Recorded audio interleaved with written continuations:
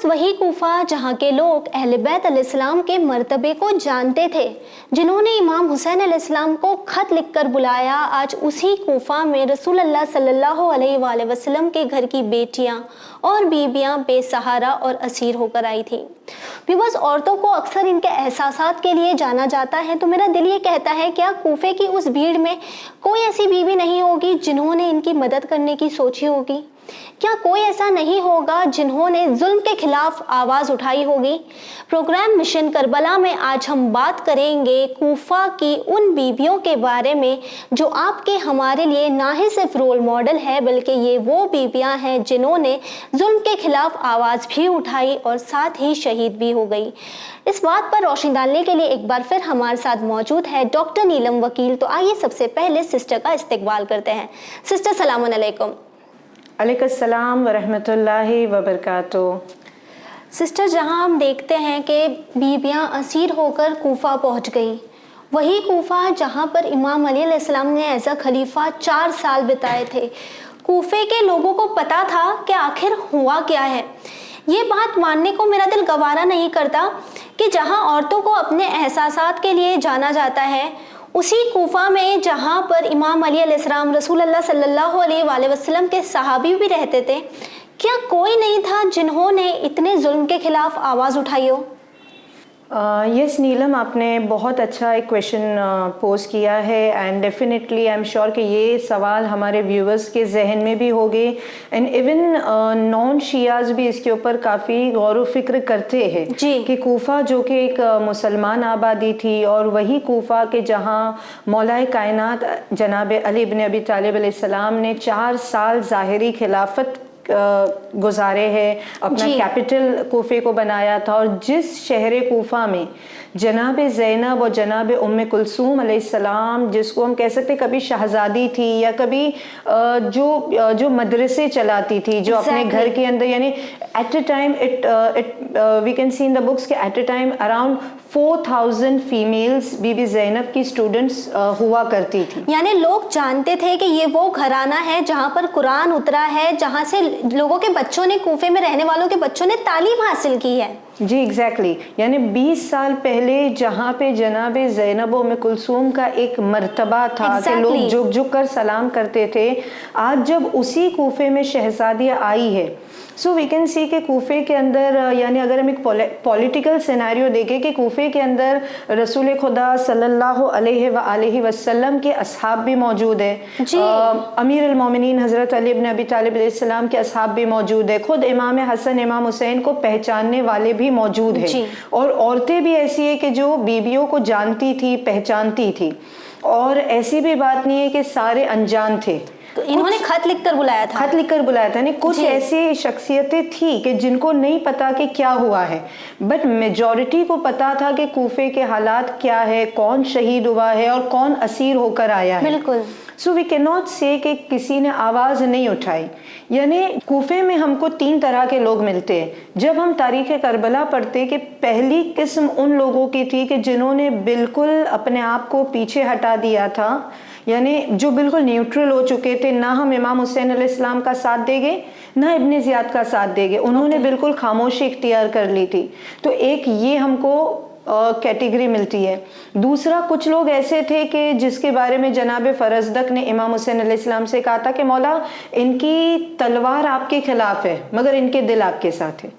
यानी they know कि आप हक पर हो, आप रसूल खुदा के नवासे हो और आप दीन बचा रहे हो, तो आपकी हक्कानियत के मानते हैं, बट वो इतने डरे हुए हैं या ऐसी उनकी जहनी कैफियत है कि ये आपकी मदद तो नहीं करेंगे मगर ये आपके खिलाफ तलवार चला सकते हैं, चला सकते हैं, यानी ये आपके खिलाफ हो सकते हैं।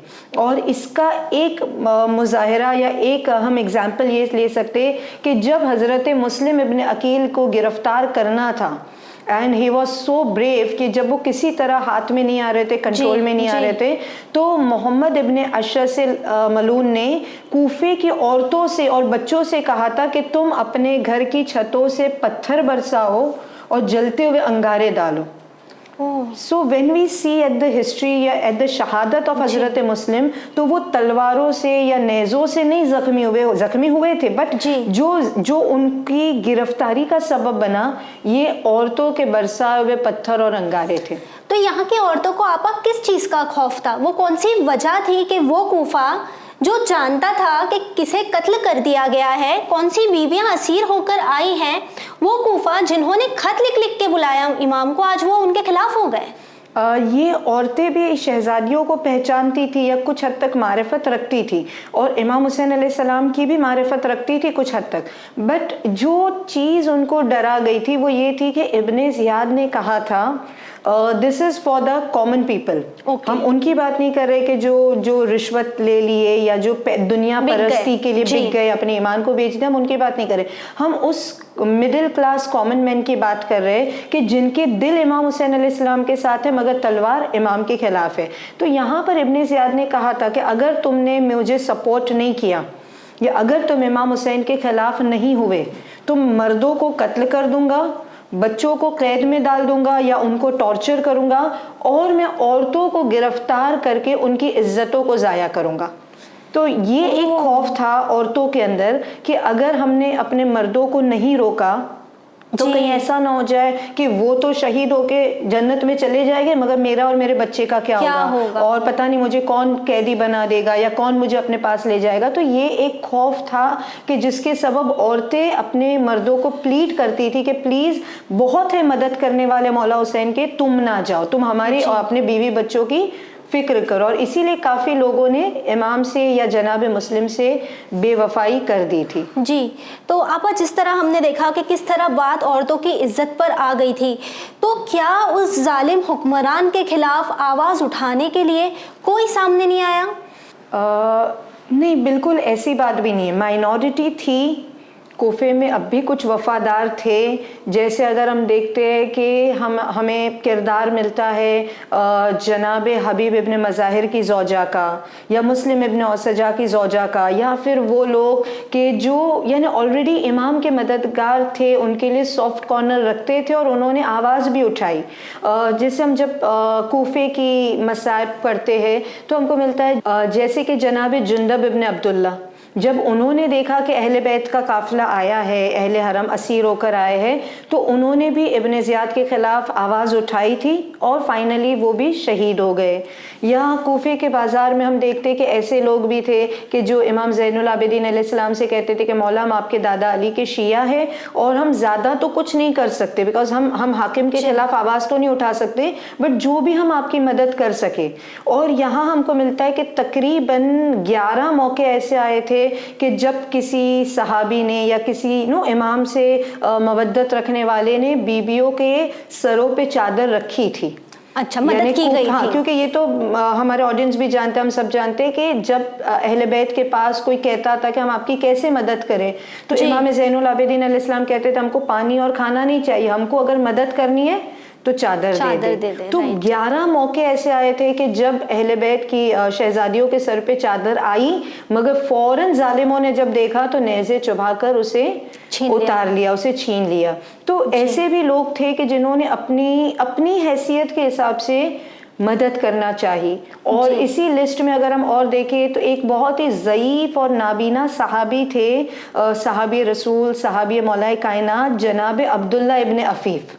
ही वॉज वेरी ब्रेव और मवद्दत का हक अदा करने वाले थे। और ये इनके बारे में मिलता है कि इन्होंने अपनी उनकी एक आंख जख्मी हो गई थी, नाबीना हो गए थे, एक आंख जंगे जमल में जख्मी हो गई, शहीद हो गई, और दूसरी आंख जंगे सिफ़ीन में मौला की मदद करते हुए राह खुदा में जख्मी हो गई। तो ये पूरी तरह से नाबीना हो चुके थे। और फिर जब मौला अली अलैहिस्सलाम शहीद हो गए तो इन्होंने गोशा नशीनी इख्तियार कर ली, यानी वो 20 ईयर्स ये मस्जिद कूफा में किसी एक कॉर्नर में बैठ के सिर्फ इबादत करते थे और कहते थे कि इमाम अली के बाद अब मैं जी के क्या करूं, बट जब तक जिंदगी है मैं दुआ और इबादत में गुजारता रहूँगा। जी सिस्टर, जिस तरह आपने बताया कि ये नाबिना थे लेकिन फिर भी इन्हें मारिफत थी, मारिफत की रोशनी थी।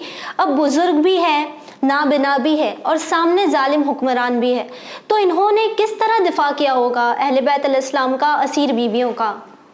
इनके बारे में मिलता है, और जो सिनारियो, जो बैकग्राउंड हम इनके बारे में पढ़ते वो ये था कि इब्ने ज़ियाद को खौफ तो था। कहते हैं ना कि एक इंसान जो गलत करता है वो हमेशा डर में रहता है, चाहे वो उसको प्रिटेंड ना करे, उसको जाहिर ना करे। तो अब इब्ने ज़ियाद को कहीं ना कहीं खौफ तो था कि कूफे में मेजॉरिटी इमाम हुसैन से एक सॉफ्ट कॉर्नर रखने, मैं ये नहीं कहूँगी कि मवद्दत थी या मोहब्बत थी या मारिफत थी, क्योंकि मारिफत होती तो कुछ और ही मंजर होता, बट एटलीस्ट उनको पता था, वो पहचानते थे एंड एक सॉफ्ट कॉर्नर रखते थे।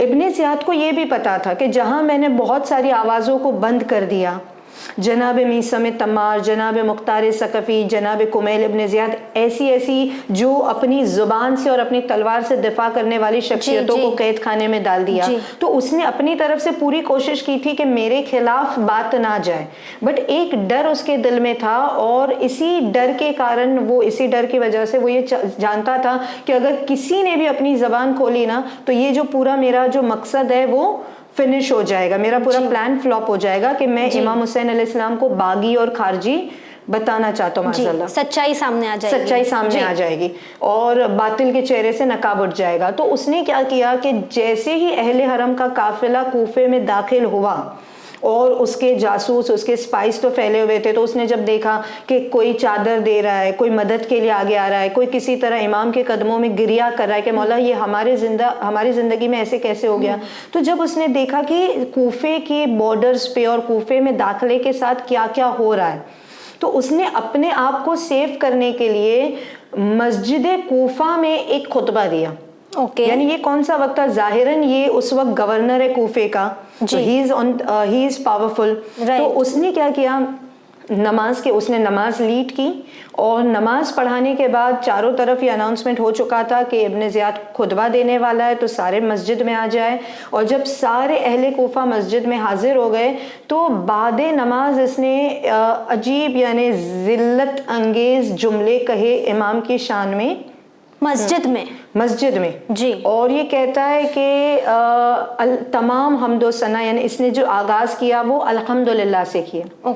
यानी यहाँ पर हम देखते हैं कि जो झूठा भी होता है ना, ये इस तरह भी लोगों को गुमराह करते हैं अपने आप को इस्लाम का पैरहन पहना कर। जी, यानी हम ये कह सकते हैं सिस्टर कि आज के ज़माने में जहाँ हम बात करें ISIS की या बोको हराम की, तो जो अपने आप को कहते हैं कि हम मुसलमान हैं, ये भी इब्ने ज़ियाद की तरह आज नाम इस्लाम का इस्तेमाल करते हैं, लेकिन इस्लाम से इनका लेना देना नहीं होता। ये इस्लाम को बदनाम कर रहे, ये दुश्मनी इस्लाम होते। हकीकत में इनका ना खुदा से, ना दीन से, ना कुरान से कोई वास्ता नहीं होता। और यही चीज हमने करबला में भी देखी कि ये कत्ल इस्लाम किया नारा तकबीर के साथ। तो ये यानी एक जहालत कहे या ये दुश्मनों की साजिश कहे, बट ऐसे लोग हमको हर दौर में नजर आए, चाहे वो करबला हो, चाहे वो कूफे की मस्जिद में मौला अलैहिस्सलाम की शहादत हो, चाहे वो ओहद का मैदान हो, या फिर वो आज का ज़माना हो जी। सो यही चीज़ हमने देखी। और फिर हमने देखा कि इब्ने ज़ियाद ने शुरू किया अपने उस सो कॉल्ड खुतबे को, एंड ही सेड कि अल्हम्दुलिल्लाह, सारी तारीफ़ और सारी हम्दो सना उस खुदा के लिए कि जिसने हक पे रहने वाले को फतह किया, जो हक पर थे उसको कामयाब किया, उसको फातेह बनाया, और जो झूठा था उसको जलील कर दिया और उसको कत्ल कर दिया। नाउज़ुबिल्लाह। यानी इस तरह के उसने जुमले कहे कि इमाम हुसैन अलैहिस्सलाम बातिल पर थे, या इमाम हुसैन अलैहिस्सलाम अस्तगफिरुल्लाह, इमाम हुसैन अलैहिस्सलाम ने मसलन कज़्ज़ाब थे, झूठे थे, और उसने इतनी तौहीन आमेज जुमले कहे कि एक अली वाला इनको कभी बर्दाश्त नहीं कर सकता था। तो जब कूफा में मस्जिद में इब्ने ज़ियाद इस तरह की बातें कर रहा था, तो अब्दुल्ला इब्ने अफीफ ने किस तरह दिफा किया? जब उसने यानी इस तरह से उसने अपना खुतबा शुरू किया, एंड उसका प्लान ये था कि मैं किसी तरह लोगों के जहन में ये डाल दूं कि इमाम हुसैन अलैहिस्सलाम गलत पर थे, इमाम हुसैन अलैहिस्सलाम बातिल थे, और इसीलिए यानी वो जो कहते हैं कि जो भी होता है अल्लाह की तरफ से होता है। यानी ये अक्सर ये गलत लोगों का नारा होता है कि जो भी हुआ अल्लाह की तरफ से हुआ। यानी अगर किसी का खून भी हो गया तो हमने थोड़ी कि अल्लाह की मर्जी के बगैर पत्ता भी नहीं हिलता, तो ये अल्लाह की मर्जी थी कि एक्सीडेंट हो गया, अल्लाह न करे, या कुछ इस तरह। तो उसने भी यही बात रखना चाहिए कि अगर यानी वो चाहता था कि मैं लोगों का ब्रेन वॉश कर दूं कि इमाम हुसैन अलैहिस्सलाम झूठ पर थे या बातिल पर थे, और इसीलिए अल्लाह ने उनको हरा दिया, उनको कत्ल कर दिया, उनके घर की औरतों को कैदी बना दिया और हमें कामयाबी दी क्योंकि नाउजुबिल्लाह हम हक पर थे। तो वो लोगों का ब्रेन वॉश करना चाहता था। बट जनाब अब्दुल्ला इब्न अफीफ की शुजात और उनकी मवद्दत अहले बैत के लिए एक मरतबा वो बिल्कुल बेफिक्र बेखौफ खड़े हो गए और उन्होंने कहा कि दुश्मन खुदा खामोश हो जा, कहा कि तू कज़्ज़ाब है, तू झूठा है, तेरा बाप झूठा है और जिसने तुझे यहाँ पहुंचाया है जी, यानी see he is going back in the history and वो पूरे दरबार के सामने बता रहे कि तू यहाँ इस गवर्नर या इस मेहराब में या इस मिंबर पे बैठने का हक नहीं रखता। जिन लोगों ने तुझे यहाँ पहुंचने में मदद की है वो सारे के सारे झूठे हैं। और वो कहते हैं कि ये तू यानी तू सोच भी कैसे सकता है जिसके बारे में कुरान कहे वयुत्ताहिरकुम तत्हीरा, जिसके बारे में कुरान कहे कि ये रिच से दूर है, अल्लाह ने इनको तमाम बुराइयों से दूर रखा है और तू उनको कज़्ज़ाब कह रहा है। Exactly. और उन्होंने यानी उसके बाद भी उन्होंने कुछ ऐसे जुमले और ऐसा ही यानी एक सरमन दिया कि उबैदुल्लाह इब्न ज़ियाद का पूरा प्लान फ्लॉप हो गया और लोग जहाँ पर वो चाहता था कि मैं ब्रेन वॉश कर दूं, उल्टा इफेक्ट हो गया और लोगों ने हकीकत में सोचना शुरू कर दिया कि आखिर क्या हुआ। यानी अब्दुल्ला इब्न अफीफ हकीकत बयान कर रहे हैं और बातिल पर यजीद और उबैदुल्लाह इब्न ज़ियाद और उसका लश्कर है। जी तो वहीं अब इब्न ज़ियाद का प्लान तो हम देखते हैं कि किस तरह पूरी तरह खराब हो गया।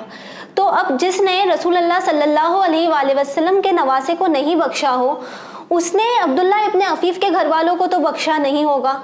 इनके खिलाफ भी कोई ना कोई एक्शन जरूर लिया गया होगा। जी बिल्कुल, क्योंकि इन्होंने मैंने सिर्फ 2 या 3 जुमले बयान किए मगर जनाब अब्दुल्ला ने हकीकत में एक जिसको हम कहते हैं रेवोल्यूशन, हाँ रेवोल्यूशन क्रिएट हो जाए इतना एक स्ट्रॉन्ग खुतबा दिया और ऐसे ऐसे अल्फाज इस्तेमाल किए कि उबैदुल्लाह इब्न ज़ियाद अपनी जगह पर कांपने लगा और गुस्से से, बुक्स में मिलता गुस्से से उसकी रगें फूलने लगी एंड ही वाज लाइक कि मैं इसका क्या कर डालूं। और जब ये बोलते चले जा रहे थे तो उसने फौरन अपने जल्लादों से कहा कि जाओ इस नाबीना को गिरफ्तार करो और इसको अभी इसी वक्त दरबार में कत्ल कर दो।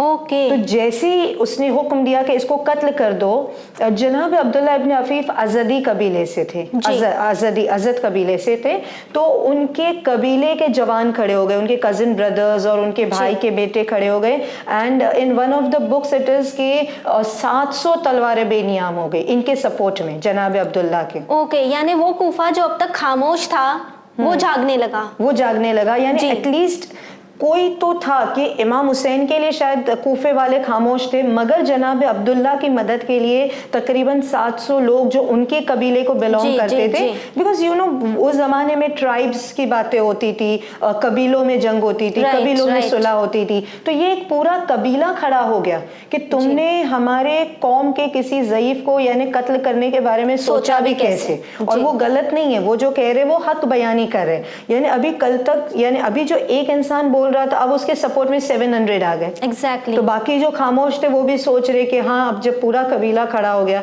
एंड इब्न ज़ियाद उस वक्त तो कुछ ना कर सका। सिस्टर उस वक्त तो हम देखते हैं कि किस तरह अब्दुल्ला इब्न अफीफ को उनके जो ट्राइब वाले थे उन्होंने बचा लिया, लेकिन इब्न ज़ियाद भी उस वक्त जब अपने आप को हारते हुए देख रहा होगा तो ज़रूर उसके माइंड में कुछ प्लान कुछ चल रहा होगा और उसने सोचा होगा कि इनके साथ क्या किया जाए।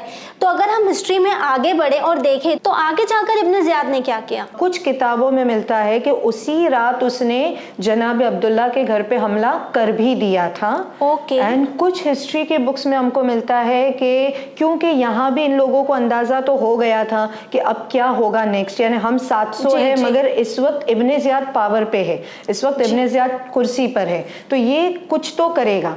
तो उन लोगों ने यमन खबर भेजी और यमन से उन्होंने एक मदद के लिए एक कबीले की या एक लश्कर मंगवाया। किसने? जनाब अब्दुल्ला के ट्राइब ने। तो अज़दी कबीले ने मदद ली यमनी कबीले से। एंड यमन हमेशा से शिया ने अली की मेजॉरिटी रखता था जी। वफादार लोग रहते थे। इवन गदीर के मौके पर हम देखते कि मौला अली अलैहिस्सलाम के साथ नहीं तो 10,000 से ज्यादा लोग यमन से आए थे। एंड इमाम अली अलैहिस्सलाम के तमाम असहाबों पे अगर हम नजर करें तो मेजॉरिटी असहाब यमन से बिलोंग करते हैं। जी। तो यमन हमेशा से वफादार रहा है, मददगार रहा है। तो ये अजदी कबीले ने यमन से मदद मांगी और यमन से एक लश्कर आ गया, एक ट्राइब आ गई कि हम मदद करेंगे जनाब अब्दुल्ला और उनकी फैमिली को हम प्रोटेक्ट करेंगे। जी। तो ये इस तरह भी हम देखते हैं कि जो दास्ताने करबला यजीद और यजीद वाले चाहते थे कि एक दिन की बात होके रह जाए और किसी को पता ही ना चले कि किसने इमाम हुसैन को कत्ल किया, लेकिन ये खुद ऐसे काम करते चले गए कि अज़ादारी जो मकसद अज़ा है या जो मिशन था या जो वाक़या करबला था, जो दास्तान थी जिसको ये छुपाना चाहते थे, ये फैलती चली गई। ये यानी अब ये खबर यमन में जा रही है कि देखो नवासे रसूल शहीद हो गए और उनका सर आया है और इस तरह इब्ने ज़ियाद हमको मारना चाहता है। तो अब ये पूरा वाक़या माउथ टू माउथ यमन जा रहा है, अब यमन से मददगार आ रहे। इब्ने ज़ियाद ने भी देख लिया कि यहाँ पे तो ये अपनी ताकत बढ़ा रहे हैं और इन्होंने पूरा कबीले की मदद ली है। तो इब्ने ज़ियाद ने मुज़ार नाम के कबीले से मदद ली। तो यहाँ से भी लश्कर हो रहा है, यहाँ से भी लश्कर हो रहा है एंड लिटरली एक कूफे के अंदर जंग हो गई। जी। कूफे के अंदर जंग हो गई। अब दो कबीले आपस में लड़ते जा रहे हैं, दो लश्कर आपस में लड़ते जा रहे हैं। तो अब जिसको नहीं भी मालूम था, अब क्या हो गया कूफे में, इमाम हुसैन तो आए नहीं है, जनाब मुस्लिम तो शहीद हो गए। तो अब कूफे में क्या हुआ, किसके बीच जंग हो गई। तो अब जो मस्जिद में औरतें नहीं थी या जो लोग नहीं थे उन तक बात जा रही है कि देखो किसी ने आवाज उठाई थी और अब इब्ने ज़ियाद ने उनके ऊपर हमला कर दिया। और जनाब अब्दुल्ला का किरदार इस तरह से कूफे में भी लोगों को एनकरेज कर रहा है कि हक के लिए आवाज उठाए और बातिल के खिलाफ आवाज उठाए। सिस्टर, यहाँ तक तो हमने देखा कि किस तरह अब्दुल्ला इब्ने अफीफ ने हक का सपोर्ट किया। मिशन करबला में जहाँ हम बात करते हैं उन औरतों की जो इमाम हुसैन अलैहिस्सलाम के मैसेज को आगे ले जाते हैं या जिनकी वजह से आज हमें पता है कि उस सरजमीन पर क्या हुआ, कूफे में क्या हुआ, शाम में क्या हुआ। तो कूफे में जहाँ अब्दुल्ला इब्ने अफीफ के खिलाफ इतनी तलवारें निकल गई, तो उनके घर में भी क्या कोई ऐसी औरत, क्या कोई ऐसी बेटी थी जिन्होंने उनका साथ दिया हो, जो आज हमारे लिए रोल मॉडल हो? जनाब अब्दुल्ला इब्ने अफीफ के बारे में जितनी भी बुक्स में देखा जाए, इतना मिलता है कि जब उनके घर पे हमला हुआ, क्योंकि उनके ट्राइब वालों ने कहा था कि आप घर में रहे, अब हम हैंडल करते, बट फाइनली जब उनके घर पे हमला हो गया या उसी रात या फिर नेक्स्ट डे, तो उनके बारे में सिर्फ इतना मिलता है कि उनके घर में एक बेटी थी। पॉसिबल है और भी लोग हो गए, मगर एटलीस्ट मेरी रसाई तक अभी तक मैंने किसी किताब में नहीं पढ़ा कि घर में और कौन मेंबर्स थे। बट इनके बारे में मिलता है कि इनकी एक बेटी थी एंड पॉसिबली तो नौजवान थी, ये मे बी टीनेज और इन हर 20s और 30s, but I think teenage में रही होगी, छोटी थी, हाँ यंग थी। और ये एक खातून थी कि जब उनके घर पे हमला हुआ तो इन्होंने एक ख्वाहिश जाहिर की, यानी जब सिपाही घर में टूट पड़े तो जाहिरन हम क्या देखते हैं कि औरतें घबरा जाती है, ये फितरत है औरत की। कहीं आग लगी है या कहीं कोई ऐसा बड़ी आवाज आ रही है, कुछ गिर रहा है, तो औरत जल्दी से घबरा जाती है। लेकिन यहाँ पर इस नौजवान लड़की का किरदार में हमको ये मिलता है कि ये घबराए नहीं, ये डरे नहीं, बल्कि इन्होंने अपने फादर से कहा कि देखो हमारे घर पे हमला हुआ है, दुश्मन घर में बेनियाम तलवार लेके दाखिल हो गए हैं, तो अब हमको क्या करना चाहिए। एक ये पॉइंट है जो इनके किरदार से हमको मिलती है कि ऐसे माहौल में जब यूं ही दरवाज़ा खोल के कुछ लोग दाखिल हो जाए, तो अगर when I think about it कि मैं होती तो शायद मैं चिल्लाती, शायद मैं डर जाते। यानी आमतौर पर हम देखते हैं ना कि ऐसा एक माहौल हो जाता है कि हम अपने घर वालों को छोड़ के भाग जाते हैं, यानी पहले मैं अपनी जान बचा लूं, इनका जो होगा वो कर लेंगे। यानी सबसे पहली चीज हम ये देख रहे हैं कि ये घबराए नहीं, ये वहीं पे स्ट्रीट फास्ट खड़े रहे कि नहीं जो भी होगा देखा जाएगा, I am not going to leave my father alone. Second thing है कि अगर ये चाहती तो उस वक्त अपने फादर को कन्विंस कर सकती थी कि देखो तुम तो ज़ईफ हो चुके हो, पता नहीं तुम्हारी जिंदगी का क्या भरोसा है, बट क्यों मेरी जान खतरे में डाल रहे हो। जो मेजॉरिटी ऑफ कूफा की औरतों ने किया था। ये किरदार औरतों ने निभाया था कि अपने मर्दों को इमाम की मदद से रोक लिया था। तो ये भी खातून ये कर सकती थी कि बाबा मेरा क्या होगा आपके बाद, और मैं गिरफ्तार हो जाऊंगी, पता नहीं मेरे साथ ये लोग कितना टॉर्चर करेंगे, तो आप इब्ने ज़ियाद को सरेंडर कर दो या आप इब्ने ज़ियाद को उनकी बात मान लो, तो शायद मैं बच जाऊं। राइट। तो ये उन्होंने नहीं कहा, बट शी वाज लाइक कि हक की बात जब आती है तो मैं लड़की सही, मैं जाहिरन कमजोर सही, मगर मैं अपना रोल निभाऊंगी और मैं अपने फादर को हरगिज ये नहीं कहूंगी कि तुम बातिल को सपोर्ट करो, बल्कि मैं भी हक के लिए फिदा हो जाऊं, कुर्बान हो जाऊं, और मेरे फादर भी जो कर रहे हैं वो सही कर रहे हैं जी। सो यहाँ पर हमने ये भी रोल देखा उनका कि ये भी एक हमारे लिए इंस्पिरेशन हो सकती है, हो जी। सकती है। और उनका ये ख्वाहिश जाहिर करना कि अगर मैं लड़का होती तो मैं दिफा करने आगे चली जाती, ये भी हमें बताता है कि आज के वक्त में जहां हम दुआ करते हैं, हम कहते हैं फ़याल इतनी कुंतो माकूम, तो हम जो इंटेंशन रखते हैं हमारे वक्त के इमाम की, हमारे वक्त की हुसैन की मदद करने का, वो इंटेंशन किस तरह होना चाहिए? बिल्कुल, ये तीसरा पॉइंट है कि जो उन्होंने कहा कि मैं काश मैं मर्द होती, काश मैं लड़का होती, तो मेरे हाथ में भी, यानी कि औरतों पे जहाद साकित है, तो मैं भी तलवार लेती और सबसे पहला काम ये मैं करती कि मैं बीबियाँ जो असीर है उनको रिहाई दिला देती जी। मैं उनकी, यानी मैं दुश्मनों से मुकाबला करती, मैं उन पे हमला करती, बीबियों को रिहाई दिला के बसद एहतराम अपने घर में ले आती।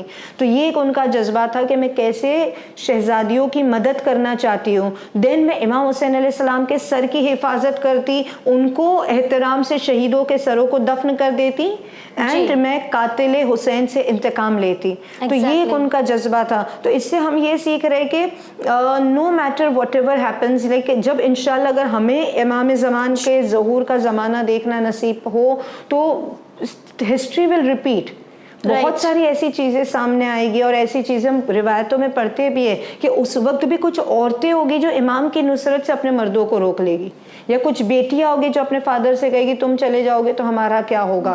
बट ना सिर्फ हमको अपने घर के मर्दों को प्रिपेयर करना है, बल्कि अपने आप को भी प्रिपेयर करना है। exactly. सुफियानी का लश्कर होगा, दज्जाल आएगा, ये आखिरी ज़माना भी ऐसा होगा कि जहाँ पे देखा जाएगा अच्छा कोई पर्देदार औरत है या किसी का नाम हसन है, किसी का नाम हुसैन है, उनको कत्ल कर दिया जा रहा है। तो जो हम आखिरी ज़माने के जो हालात देखते हैं कि उसमें भी ये होगा कि हमको अपने आप को स्ट्रीट फास्ट रखना होगा, सिरात मुस्तकीम पर साबित कदम रखना होगा। और जब हम हिस्ट्री पढ़ते हैं तो it's not just reading the history, बल्कि फ़याल इतनी काश मैं होती, तो आज भी आवाज़ आती है कि तुम्हें भी मौका मिलेगा।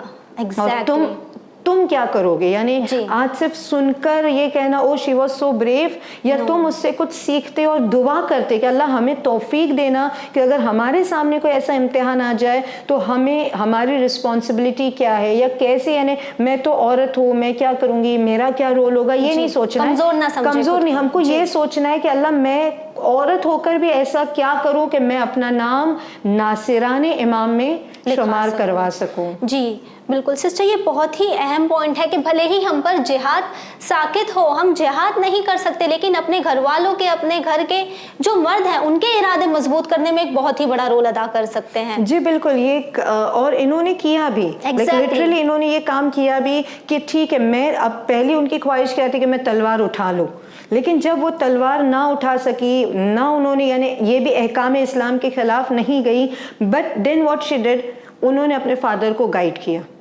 उन्होंने अपनी जो नाबीना थे मगर शुजा थे, तो उन्होंने तलवार, जनाब अब्दुल्ला इब्न अफीफ ने तलवार उठाई और उनकी बेटी उनको गाइड करती गई कि देखो बाबा राइट साइड से हमला हो रहा है, देखो पीछे से हमला हो रहा है, देखो सामने से कोई आया है, तो वो गाइड करती गई और जनाब अब्दुल्ला खुद का दिफा करते रहे। सो ये एक मौका था कि जहां हम औरत का किरदार देख रहे कि सिर्फ मैं कुछ नहीं कर सकती कहना और हाय वावेला करना और अपने आप को कमजोर और बिल्कुल बेचारा सा प्रेजेंट ना करे, बल्कि जैसे हालात हो आप think out of the box.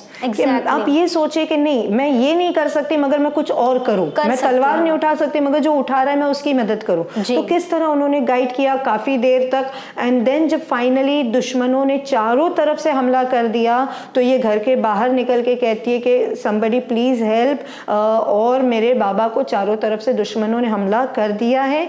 And then जनाब अब्दुल्ला गिरफ्तार हो जाते, बट टिल देन जितना वो कर सकती थी उतना उन्होंने मदद की। जी, यानी हमने देखा कि किस तरह इनका किरदार कितना स्ट्रॉन्ग था। सिस्टर, जिस तरह आपने हमें बताया कि ये टीनेजर थी, तो अगर हम हिस्ट्री पर नज़र डालें तो हमें क्या कोई और भी ऐसी मिसाल मिलती है जो आज हमारे लिए एक रोल मॉडल साबित हो? जब ये काफ़िला शाम गया और वहाँ पर जनाब अब्दुल्ला इब्ने उमर अंसारी ने जब अपने घर वालों को बताया, अंसारी यानी सिर्फ ये अंसारी उनको कहते हैं जो मदीने में अंसार थे, द हेल्पर्स ऑफ अंसार यानी मदद करने वाले, जो मदीने में हेल्पर रह चुके हैं रसूल खुदा सल्लल्लाहु अलैहि वसल्लम के। सो पॉसिबल है कि बाद में वो मदीने से शाम शिफ्ट हो गए होंगे। So from the surname we can make out. तो जनाब अब्दुल्ला इब्ने उमर अंसारी ने जब अपने घर में खबर दी कि क्या हालात है, कैसे मौला हुसैन अलैहिस्सलाम शहीद हो गए और कैसे बीबियों का काफिला असीर उनको बनाकर बेमकनाऊ चादर बाजारों में फिराया जा रहा है, और कैसे यानी वो जो पत्थर बरसाना, वो जुल्म होना, वो ताजियाने लगना, जब ये वाकया बयान किया तो उनकी भी एक नौजवान बेटी थी, प्रोबेबली 17 years old, एंड उनका नाम है बीबी दुर्रतुस सदफ। तो इनके बारे में मिलता है कि जब उन्होंने ये सुना कि कितनी रुसवाई और कितना जुल्म सितम शहजादियों पर ढाया जा रहा है, तो बीबी दुर्रतुस सदफ ने सबसे पहले कहा कि इमाम हुसैन के बाद मैं जिंदा रह के क्या करूं, यानी मेरा इमाम ही नहीं है तो मैं क्यों जिंदा रहूं। यानी वो गम, वो सदमा जो उनके दिल पर था, और उन्होंने जो हम कहते हैं ना कि फर्श अज़ा बिछती चली गई, घर घर या कदम कदम पे जो फर्श अज़ा बिछती चली गई, जो मिशन, जो पैगाम करबला पहुंचता चला गया। तो अब ये शाम है जहाँ पे जनाब दुर्रतुस सदफ ने खूब गिरिया किया, और गिरिया करने के बाद उन्होंने अपने आप को उठाया, एंड देन शी सेड कि बीबियाँ असीर है, बीबियों की ये कैफियत है, बीबियों के सरों पे चादर नहीं है, तो कहती है कि फिर मेरी ज़िंदगी पे खा के, यानी मैं जिंदा हूँ और मेरे ज़िंदगी में ये हो रहा है, तो उन्होंने कहा I am going to defend them. अच्छा, अब जाहिर सी बात है पेरेंट्स ने रोका होगा कि तुम लड़की हो, जवान हो, पता नहीं तुम्हारे साथ, जिन्होंने रसूल की बेटियों को नहीं छोड़ा वो तुम्हारे साथ क्या करेगी। सो शी इज़ लाइक कि नहीं, मैं तो जा रही हूँ, किसी को मेरे साथ आना है तो आए, वरना मैं अकेली जा रही हूँ, फिर मेरा जो अंजाम हो। और ये कह के उन्होंने तलवार निकाली और ये तलवार लेके बाजार शाम गई। मगर जब इनका ये जज्बा देखा, और ये पूरी हिस्ट्री में हम देखते हैं कि जब इस तरह का कोई वाकया आता है ना, तो ये लोग अलल ऐलान जाते हैं। यानी जनाब दुर्रतुस सदफ सिर्फ अपने माँ वालिद उनके दरमियान नहीं कह रही है, वो अलल ऐलान जा रही है कि मैं इमाम हुसैन की नामूस की मदद करने जा रही हूँ, मैं उनकी फैमिली की मदद करने जा रही हूँ। तो अब उनके साथ लोग जुड़ते चले गए। See again how the message is spreading. Exactly. जनाब अबू अस्वद दुएली जो मौला अलैहिस्सलाम के सहाबी थे, यानी वेरी क्लोज कंपेनियंस में से थे, जनाब हंजला, तो ये वो लोग थे कि जो दुर्रतुस सदफ के साथ जॉइंट होते गए। ये बीबी खुद तलवार लेकर आई है और इन्होंने लिटरली दुश्मनों पे हमला किया, और हमला करके कहा कि मेरा दो काम है। वही चीज़ें जो बीबी जो जनाब अब्दुल्ला इब्न अफीफ की डॉटर ने कहा था, वही इनका भी मकसद वही था।